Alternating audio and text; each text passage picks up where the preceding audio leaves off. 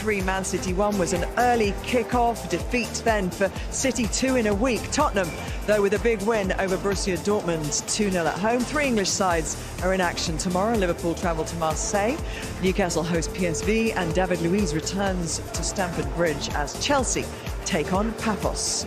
So the big news is that Arsenal have secured a top 2 place in the league phase. Tottenham move into the top 8 for now at least, and that win, you'd imagine, would take some pressure off Thomas Frank.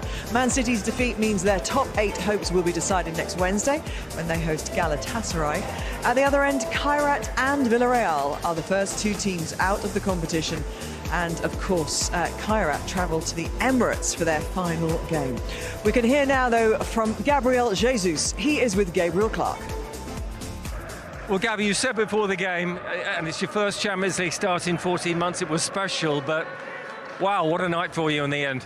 Yeah, it's a dream night, you know.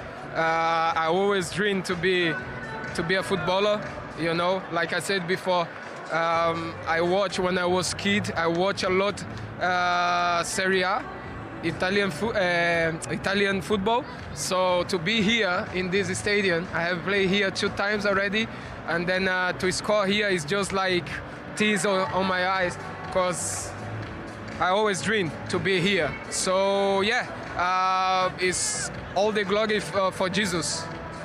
Was this the sort of night you had to visualize when it was hard with the injury over 11 months or so? For sure, you know, like I said before, there is always a reason to happen things, you know, even when it's a good things or when it's problems, you know, difficult times. So I learned that in my 11 months out of the field, the pitch. And then, yeah, like I said, you know, without Jesus for sure, he'll be not here. Well, what have Arsenal shown collectively tonight to Europe with this sort of statement win against last year's finalists? I mean, like I said before the game, it's always difficult to play against Inter Milan. Last season we went here and then we lost. We had a difficult game like tonight. But tonight we played, I think, better than them. We control them. Obviously they are top team. They have a lot of top players, and then they attack. They are playing home. But at the end, you know, we score, and then we got the 3 points, the chances, and then that's it. It's an amazing feeling now, but we have to keep going because we have another one in the weekend.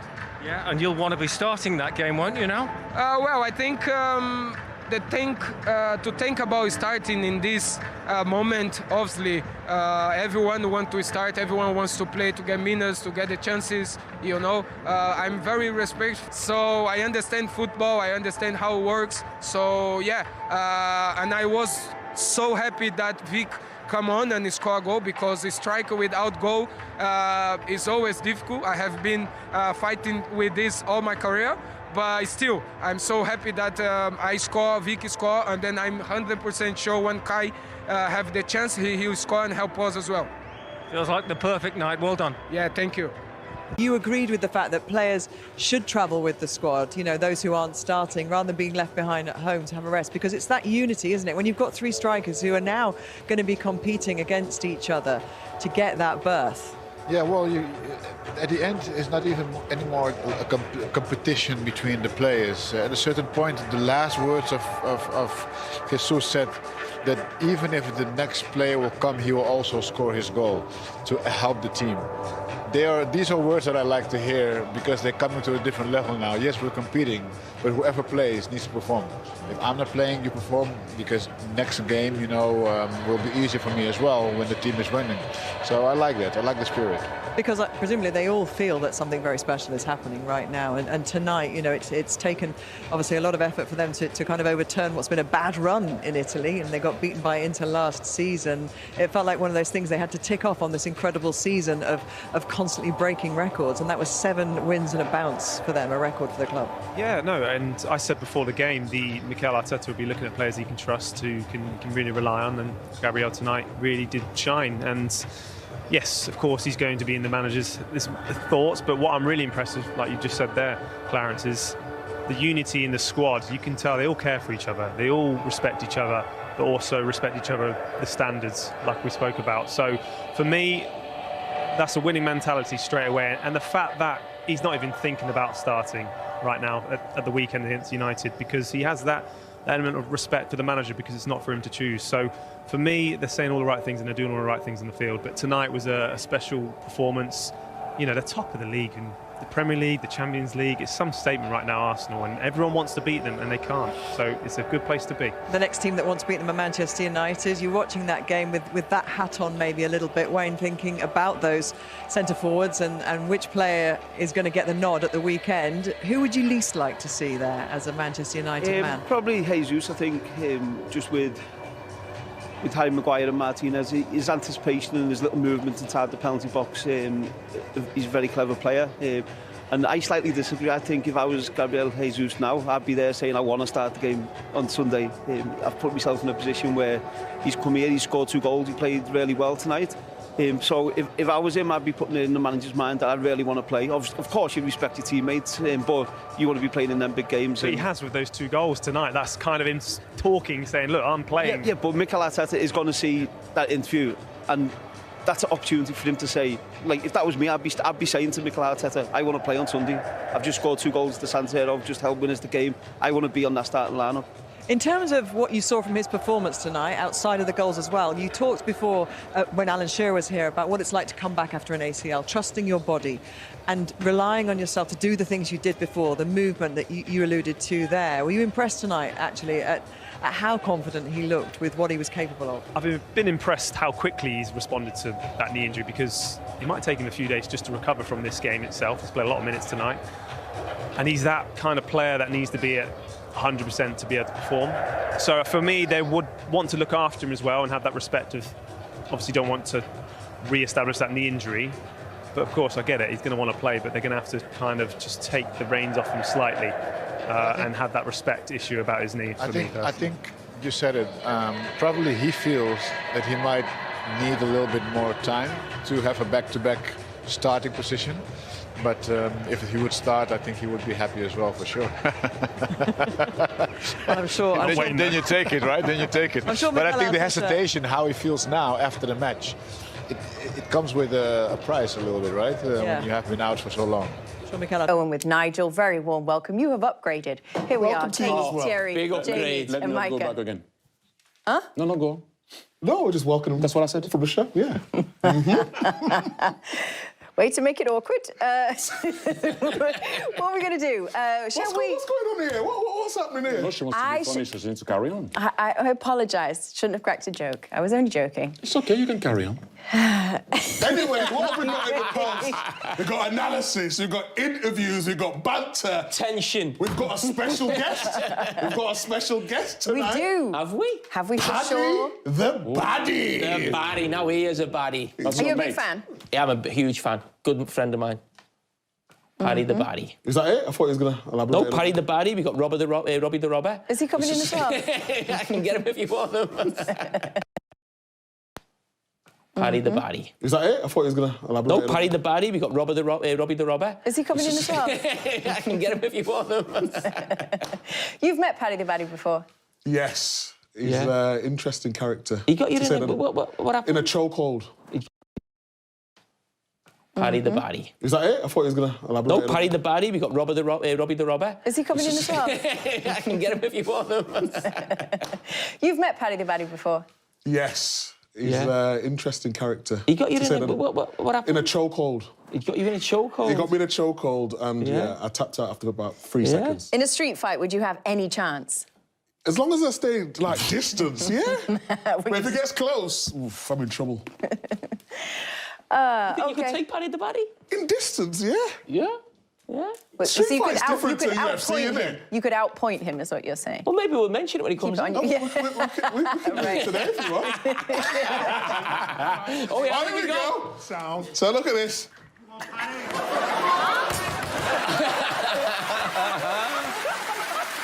Did you panic? I panicked, yeah. Do you think you can fight him? No. Distance. Distance. Just keep him away. The jab. That was over. That was over quicker than the gooch. Mike has got an amateur background in boxing, to be fair, don't you? Yes. Yes. Malik trained me up. Yeah, but I thought you didn't have What do you some mean fights when when you you were were a a kid. No. Oh, OK. Well, never mind. You did. Can't lie to the people. All right, everybody, we're going to go to a break very quickly. We'll be back with something very special. Oh, OK, with Scott McTominay, live from Napoli after this break. Wow. Looks... I'd like to see them express themselves a little bit more going forward between now and the end of the season, because I think there's the potential for them to put more distance between themselves and the chasing pack in the Premier League and show why they're favourites for this competition as well. To do it with the changes they made, as you guys have referenced, how key is that? Because there will be more injuries between now and the end of the season, but if they can bring in 7 players tonight, Saka is one of them, he's a regular starter. To be able to make those changes, switch around, swap around, and still put in a performance like that, it augurs well for the rest of the season. Yeah, we spoke about the change, but then you look at the bench. There's a team of internationals sitting on the bench, raring to come off the bench. And the guys mentioned in commentary actually about the many games that are coming up. So I think it was a great sort of game tonight for Arteta to sort of shuffle his pack a little bit, 7 changes, and then again, obviously, still in the semi-final. They're favourites for the Premier League. They're probably favourites for the Champions League as now as well. Could this be? Is it too early, Josh, to go with a quadruple? Well, that's the sort of territory in, because in previous seasons maybe Odegaard's got injured, and there's nobody to replace him. Now they've got Eze to step out. Saka's gone out. Now they've got Madueke and different players to step into them positions. They're so strong, in so many positions. It's not just about numbers, though, of players and depth when you're talking about quadruples. If Shea's realistically raising that possibility, there's such a squeeze mentally, even, isn't there, towards the end of a season if you're trying to compete in all those tournaments? Listen, without a doubt. But without a doubt, they have the squad to at least be thinking about 2 trophies, and then obviously you get those trophies under the belt. Who knows? They go from only 1 trophy in a long time. Yeah, but listen, in the early round to talking about 4 in one season. We'll go for 2. But again, the pressure's still on, I think, until he actually gets his hands on a trophy. Yeah. The Carabao would be nice. I know he won the FA Cup. I know he won the FA Cup in his very first season at Arsenal, but since that has been barren.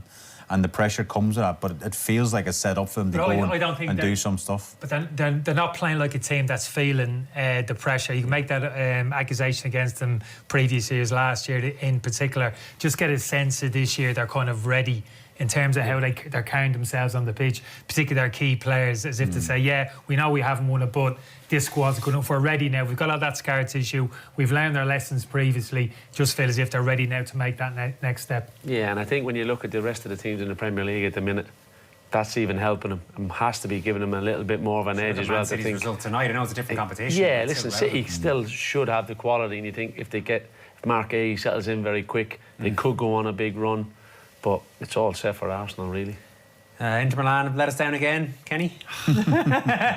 We keep building them up. They kid us on. They kid us on every time. We think, no, maybe they, I mentioned the 2 centre forwards. Now, Martinez, I thought, had some really good moments in the first half. He looked to me maybe carrying an injury. Second half, cut him a little bit of slack. Thuram was the big disappointment for me, kind of first half. He looked like to be really, struggling in terms of his movement. He's a big physical player who can operate and walk down the channels, really kind of physically impose himself. Technically, he's actually quite a good player as well for size.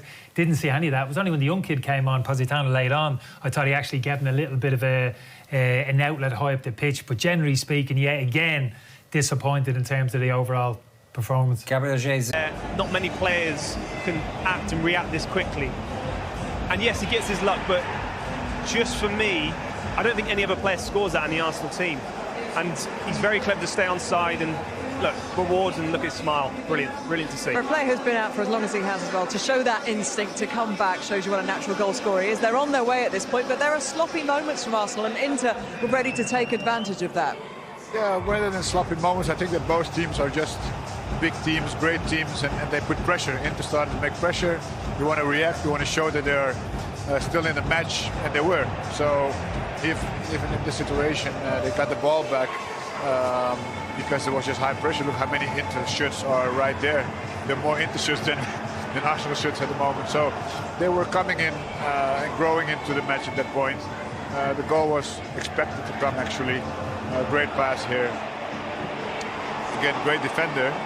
But they were all coming in, attacking, midfield coming short. You cannot really say they made a mistake here. I mean, you have to also give,